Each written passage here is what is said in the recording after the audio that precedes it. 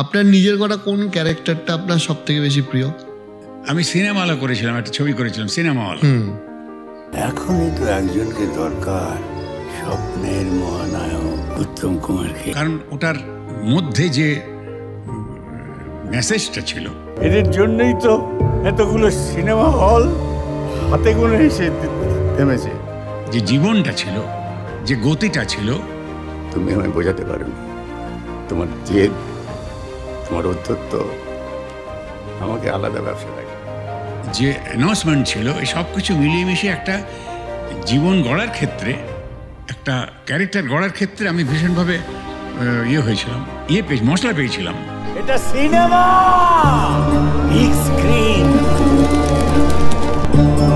Cinema বলা, ওইটা করে খুব আনন্দ পেয়েছিলাম আমি, বেশ তখনকার মতো।